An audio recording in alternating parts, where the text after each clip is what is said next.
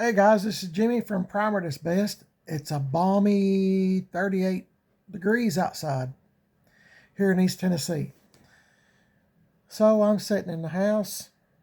I hate wintertime and watching a little bit of Price is Right.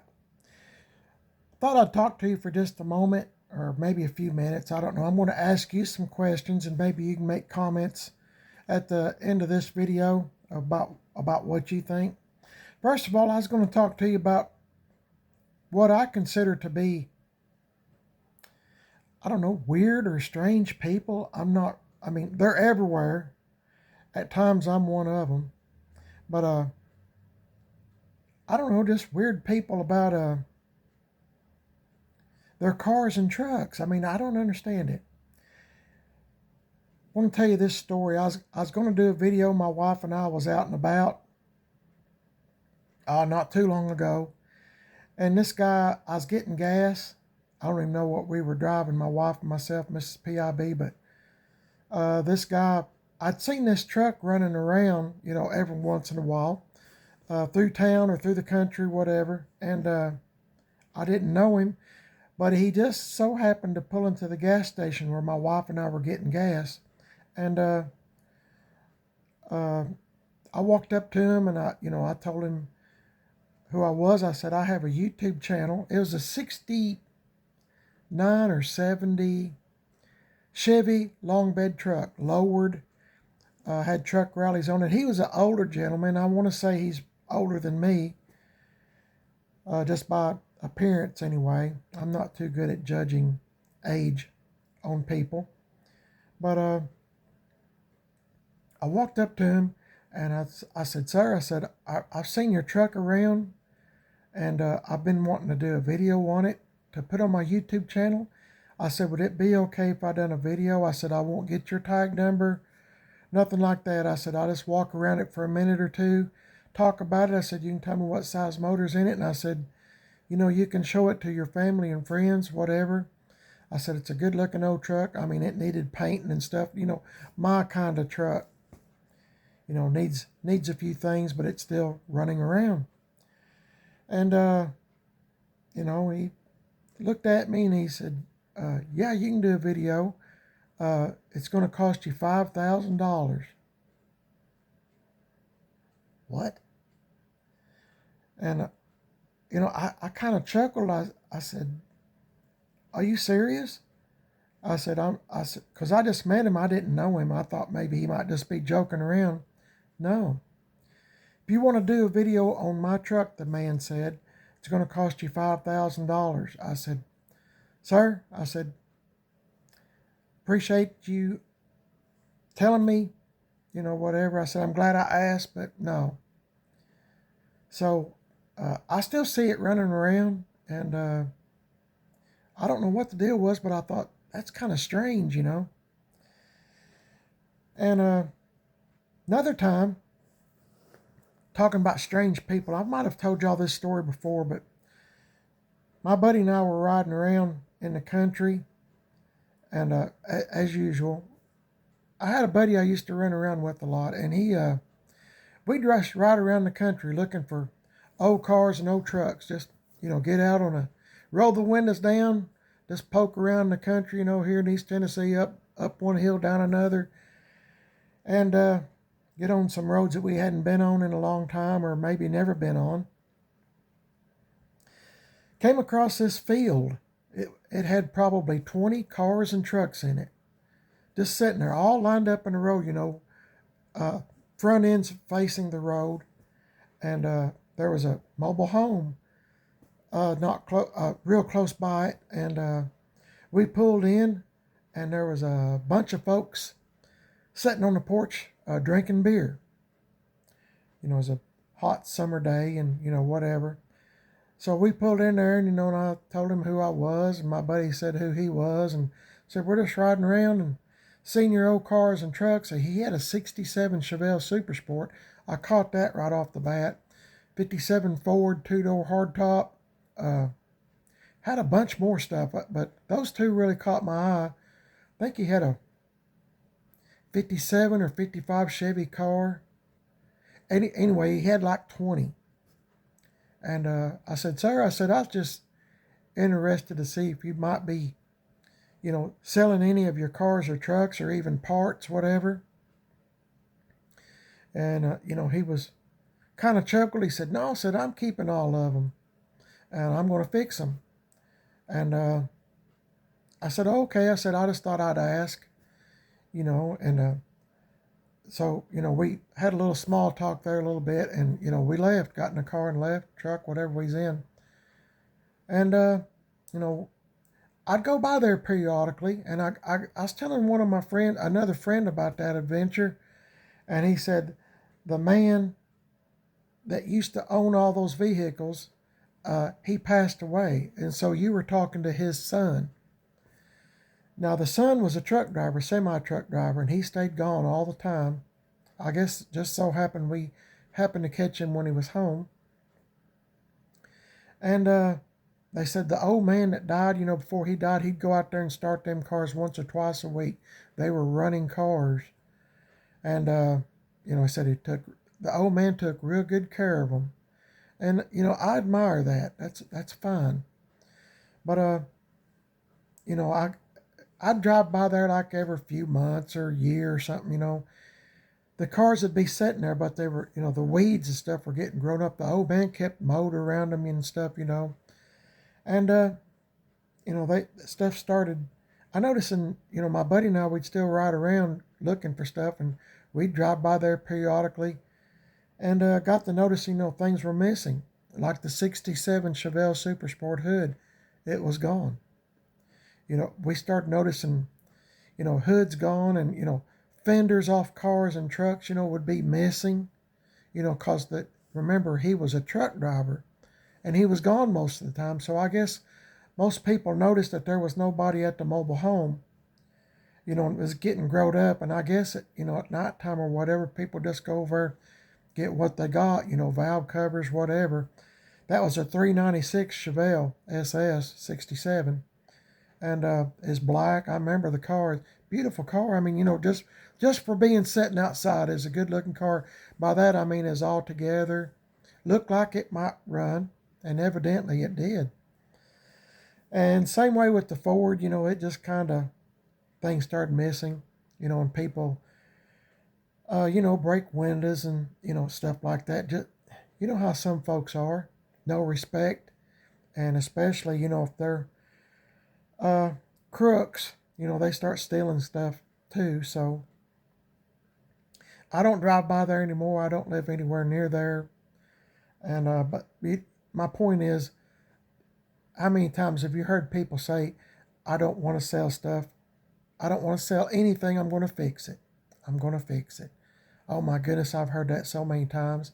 Case in point, my wife and I, Mrs. PIB, were riding around up in the mountains, and we seen a tail end, the back end of a 55 Chevy, a tail end of one. There's a whole bunch of instances where people say they're going to fix it, and they never do. But in this particular case, I remember this guy. We pulled into I went by it, and I told my wife, I said, there's a 55 Chevy. I said, I'm going to see if it's for sale. So I turned around, done a Batman turn around in the car, and went back and pulled in the man's driveway, and coming up toward the porch, and he come out, and told him who I was. I said, sir, I said, I was just riding around. I was being real respectful. I said, sir, I'm just riding around, my wife and I, enjoying this beautiful day today, and seen you had a 55 Chevy in the garage. I seen the back end of it, and I said, I was just wondering if you might be interested in selling it. I said, I've always wanted a 55 Chevy. Boy, he come unglued, and he said, you don't see a for sale sign in it, do you? And I said, no, sir. I said, well, it's not for sale, and I won't continue with the words that he used. So I said, I'm sorry I bothered you. Have a great day, whatever. Got back in the car and we left. And I don't know. There's other instances not too far from where we live. There's a there's a whole yard full of cars and trucks. Monte Carlos, 70 Monte Carlo, got the bumper guards and all that stuff. They don't want to sell nothing either. I mean, just a whole yard full, just random. The whole thing. I mean, it looks to me like a good place for it's kind of growed up. And anyway, they don't want to sell nothing either. I've tried and tried El Caminos, Monte Carlos, and I mean, don't get me wrong, that's their right to keep, if they don't want to sell nothing, that's fine. But why, oh, why do you want to hang on to something, and just watch it deteriorate every year? The 55 Chevy, no, he didn't have a for sale sign in it. But it doesn't hurt to ask. To me, I must have been number 2,531 person to have walked up and asked, is this car for sale? Would you want to sell it? If you don't want to sell it, close the garage door. That's how you solve that, or cover it up with a tarp or something, or put a sign say this car is not for sale, if it bothers you that much. The other thing is the Monte Carlo and stuff I was just talking about. I mean, I could drive over there and look at them again. I mean, but they don't want to sell anything. They're just sitting there. The tires are all flat. Everything just sitting around. I'm going to fix it. 25 years ago, if not longer, maybe 30, I tried to buy that Monte Carlo in the El Camino. Nope. Still sitting there. Still sitting there. I'm going to fix it. And, just like I made a video where Tim Dixon and I, Tim Dixon from Gas X Chop Shop, we went on a junkyard looking for junkyards, and I told him where one was at. You might have seen the video. It's probably 2 months ago, 2 or 3 months ago. And I think the video was titled, I haven't been here in 15 years, 20 years, and I hadn't. Same cars still sitting there, same trucks. And I asked about buying the the 2-wheel drive Chevy truck that he had. It had a 60 Chevy Impala convertible sitting in there. Trees growed up around. I mean, you'd have to cut a forest down just to get them out. And the 60 convertible is not really worth anything. I'm sure if you hooked a chain to it, you just yank it in half. But the Chevy truck, is a square body, a 78 or 9. And I said, I called him. I said, sir, we called first before we went to the junkyard. And, I'm getting a spam call if you're wondering what I'm looking at. I get them all the time. Anyway, the guy, I said, sir, you care if we just walk around and look? I said, no, go ahead and walk around and look. If you see something, let me know. Every time he mentioned something that we liked, Tim Dixon and myself, no, I don't want to sell it. I'm going to fix it. I was interested in a square body truck. No, I'm going to fix that. I don't understand, folks. I don't understand, folks. Anyway, it's just sitting there. I would rather, if everybody can do what they want to with their stuff. I'm not being mean or anything, but, there comes a point in your life, am I going to fix this? Would you like to see it back on the road? That's kind of like how I am, and everybody's different. Everybody has a different point of view. I'm probably stepping on a lot of toes with some of y'all that's watching this video, and you probably got a yard full or a barn full, whatever, going to fix it. And, but just ask yourself, am I going to have the time, the funds to fix any of the stuff that I have? If you got 20 cars or trucks, and you're 50 years old, 45 years old, like me, 67 years old, are you going to really fix all those before the Lord calls you? Probably not, unless you're, I don't know, Richard Rawlings or Dennis Collins or somebody that's got tons and tons of money and can have it done, in a matter of a month or two? Probably not. But that's the other thing I was going to talk to you about real quick. I'm kind of changing the topic a little bit. Okay, on old cars and old trucks, classic cars and classic trucks, do you think the generation of folks now that are into Honda Civics and I'm just naming off stuff off the top of my head. I don't know, Nissans or whatever. Do you think they are going to be interested in a 55 Chevy car? A 57 Chevy truck? Cause the reason I'm asking that, or do you think they're going to be more interested in buying and putting money in a Dodge diesel truck or a Ford diesel truck or a Chevy diesel truck or whatever? It just seems like when we go to the rod run, whenever we do go, got to where we don't really go anymore, most of the young folks are interested in diesel trucks. So my point is, they run up and down there, black soot everywhere, the black smoke that rolling, whatever you call it. Do you think they're going to be interested in a 55 Chevy car, 57 Chevy truck? I mean, do you think the value of those vehicles is going to start going down? If say like I had a 55 Chevy car, which I've always wanted, but never have really been able to afford one. They're so out of range now. Same way the 57 Chevy truck. I mean, they're just skyrocketing out of proportion for someone like me on a fixed income. But do you think folks like that are, the younger generation that's into diesel trucks and Hondas and stuff, you think they're ever going to want a 55 Chevy car? Do you think the value of a 55 Chevy car, I'm using that for an example, could be a 63 Impala, I don't know, 62. You think the value is going to go down? I'm just curious about that. Because I'd hate to get one or have one already. Now, people like me, older folks, that's always wanted a 55 Chevy. You seen them, you grew up with them and all this stuff and never been able to afford one, really.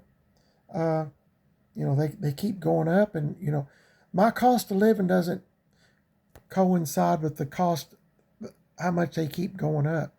But do you think there's going to come a point where, when people like myself, older folks, that's wanting a 55 or 57 Chevy car or truck, 58, whatever, that the value is going to go down because the next generation that's coming up, now that's in school now, when they get out, are they going to want a Dodge diesel truck or, something like that instead of a 55 Chevy car?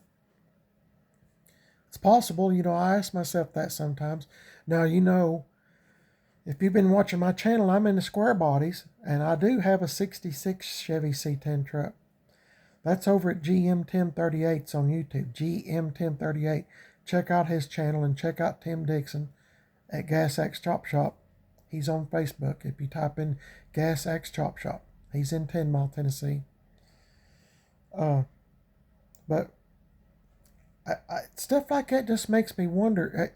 Cars and trucks are a good investment, but do you think there's going to come a point in time where older folks like us, like me, I don't know how old you are, but do you think the value of the cars, the older cars, is going to go down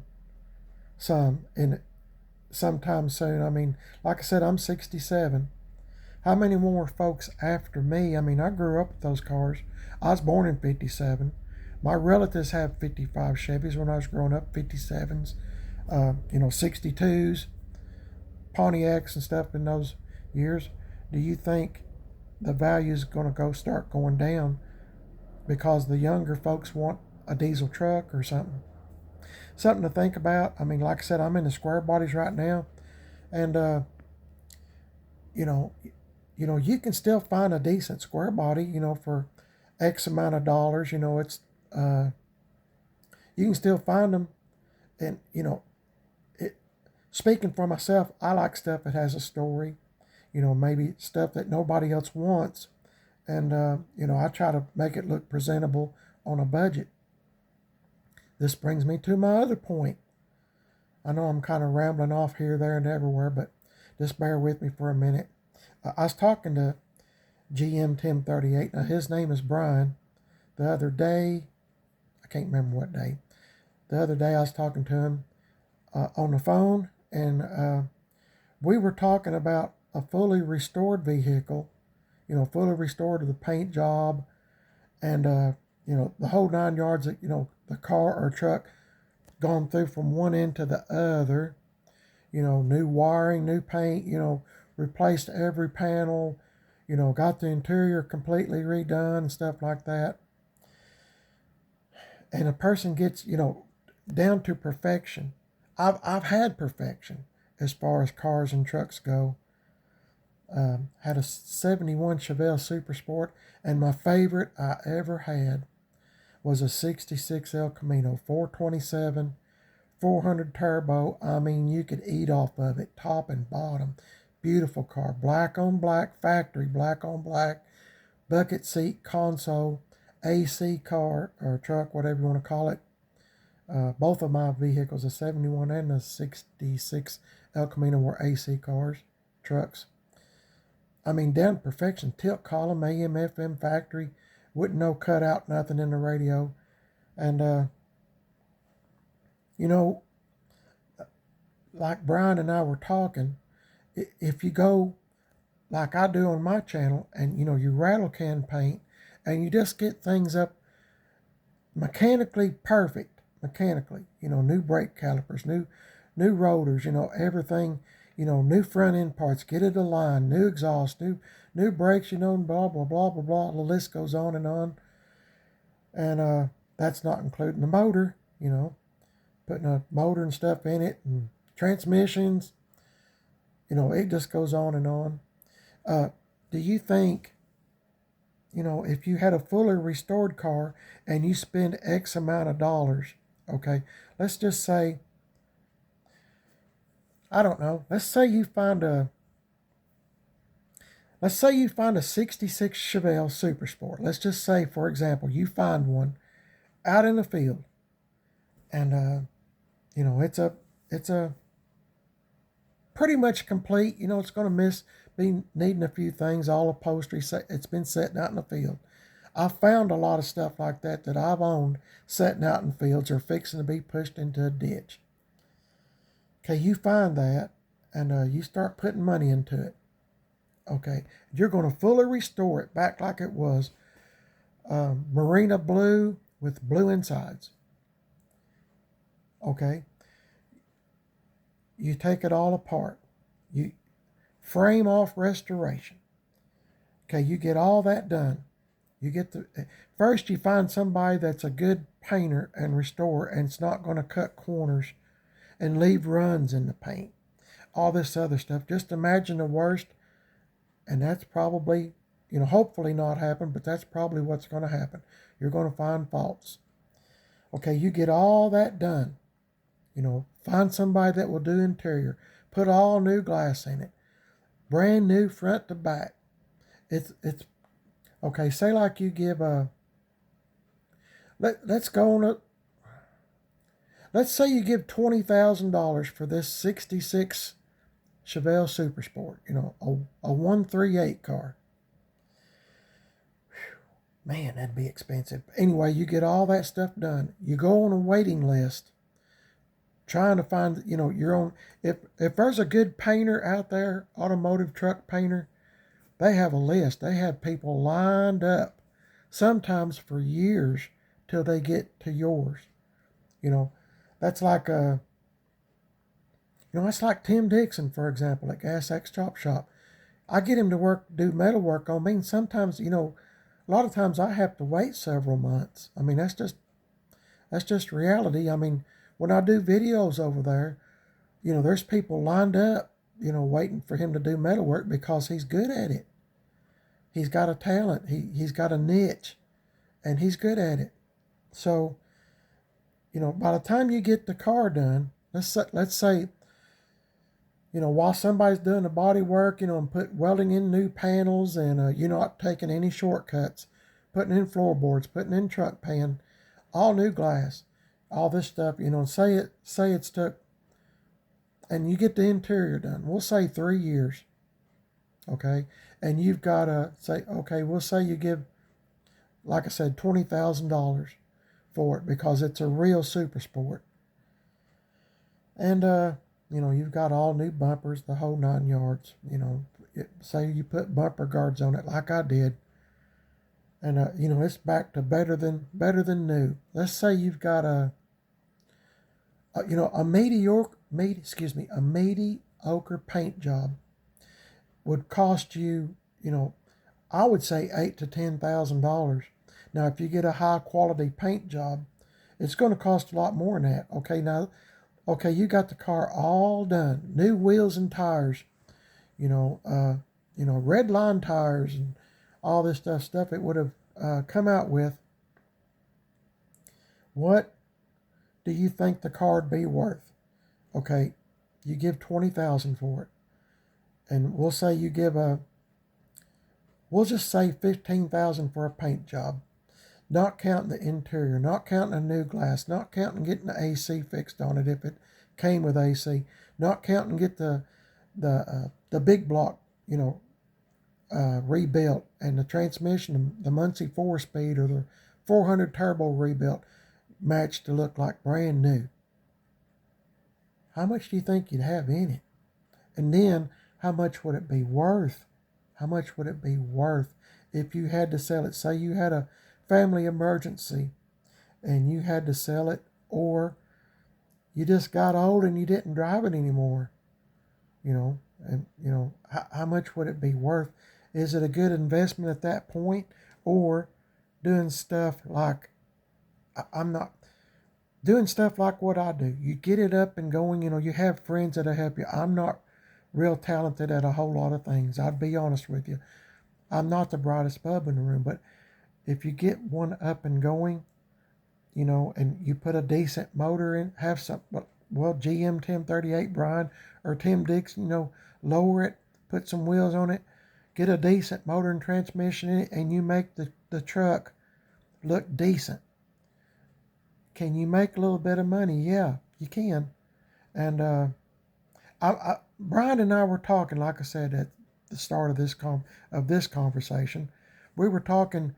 There's kind of like a fine line where, is going through all that and waiting for a few years and hoping somebody will get on your stuff, get the interior, get the body and paint work done, and oh my, are you willing to wait that long, or would you just rather have more fun like I do? I'm speaking for myself, and a lot of people I'm sure is going to make fun of my trucks or whatever, but it's okay. I don't mind. I know what I have.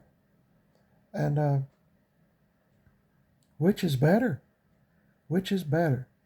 To wait all those years, all that time, all that money spent, or just have a good time, fixing something just to make it look good, like a daily driver, for example, maybe has a few dents, maybe a few skint spots, maybe a little bit of thin paint here and there, whatever, it's kind of, to me, that's better.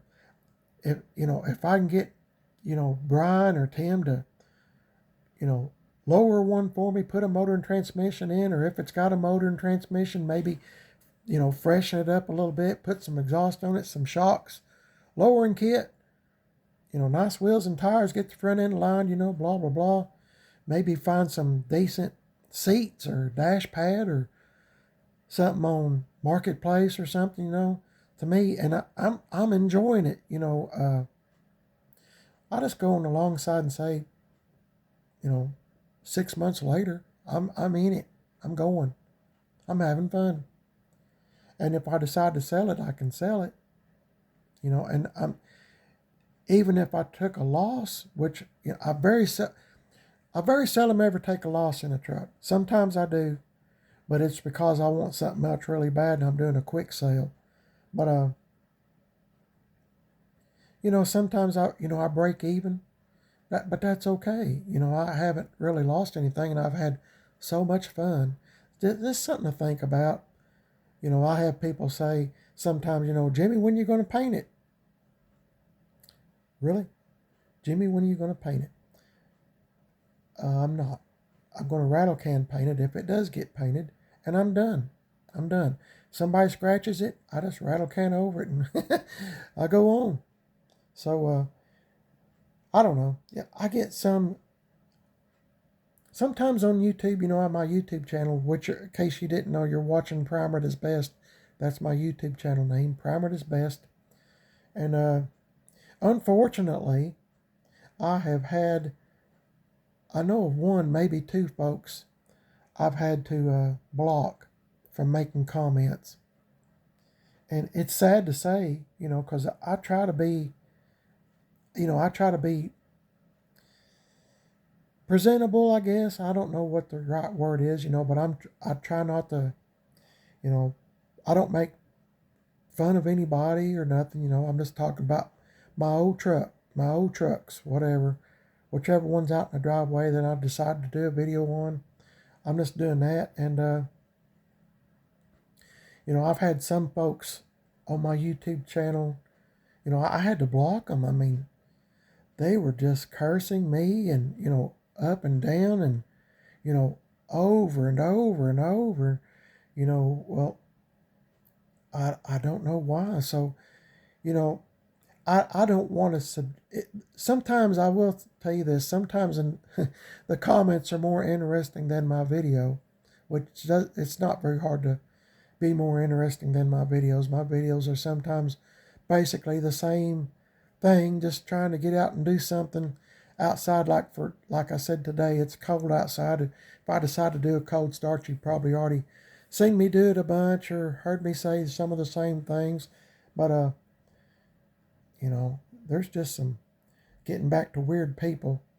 There's just some strange people, and I told my wife, I said some of my subscribers to my channel might actually read some of that, and I said, why would they want to see all those words and stuff? And it's evidently somebody that's never done anything before. It's pretty much they don't have no knowledge.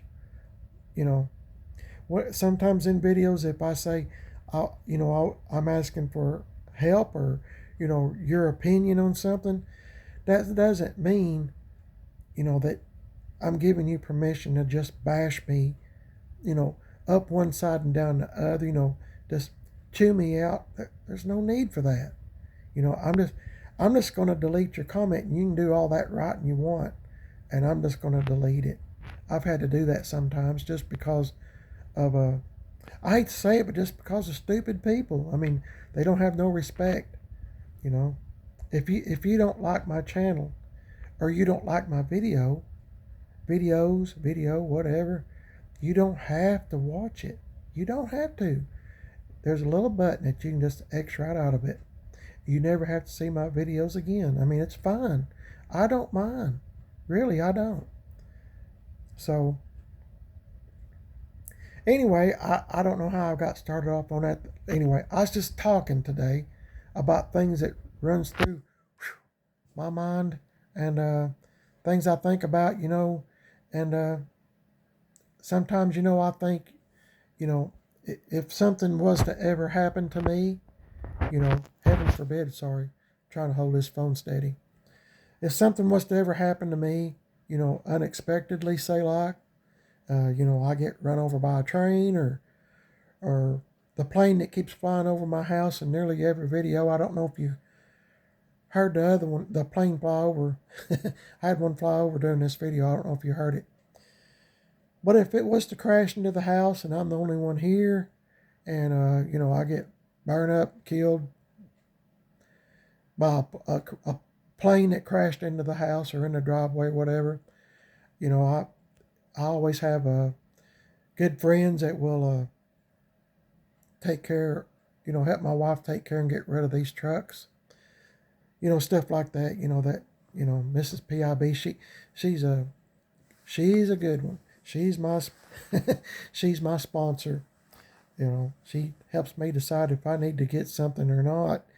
Because otherwise, without her, guys, I wouldn't have nothing. I'd have a field full of cars and trucks and no place to live. Because I really love old cars and old trucks a lot, like playing with them. But anyway, that's enough rambling. I just want to get a few things off my chest. Talk about strange people. Like I said, sometimes I'm that guy too. Strange, weird, but strange people. Anyway, I won't get into any more of that. What do you think? 55 Chevy cars and stuff like that, and that generation. Do you think the prices are going to keep going up for a 55 Chevy or down? Sometimes I think there's more 55 Chevys running around now than there was when they were when they were new. I mean, you can practically buy every part, for a 55 Chevy or a C10 truck, square bodies and stuff. I mean, you can buy them just practically start from scratch and build. Anyway, I was just talking, and hope you enjoyed the video. Sometimes my mind just wanders, and I appreciate y'all listening to me. I guess I'll end it without saying, I don't want y'all to think I'm really weird. But you're watching Primer at its Best. My name is Jimmy. Let me know what you think in the comments, and about what things that I've talked about, and we can just kind of go from there. And hope you will subscribe to Primer at its Best. I'm also on Instagram, Primer at its Best, and Facebook, Primer at its Best. I have a second YouTube channel called Man on a Budget. That is me. And I'm on Instagram, Man on a Budget 1. If you'd like to subscribe to both my YouTube channels, I'd appreciate it. And hope y'all's having a blessed day. The Lord is so good, isn't He? I can't believe how much I am blessed. It's blessings after blessings. And I hope the Lord is watching over you and blessing you. Please pray for others. Do a good deed whenever you can. And the Lord's watching. He knows. God bless y'all. Hope y'all will tune in again. You won't miss nothing if you'll subscribe to Primer at its Best and Man on a Budget. Please give me a thumbs up. Sure would help my channel to grow. And I'll catch y'all in the next video. If you have another topic, I'm going to go out on a limb. If you have another topic you'd like me to discuss, let me know in the comments, and I might do a video on it if you'd like me to hear my thoughts. We'll see how that goes. Hey, God bless y'all. Catch you in the next one. I'll see y'all later.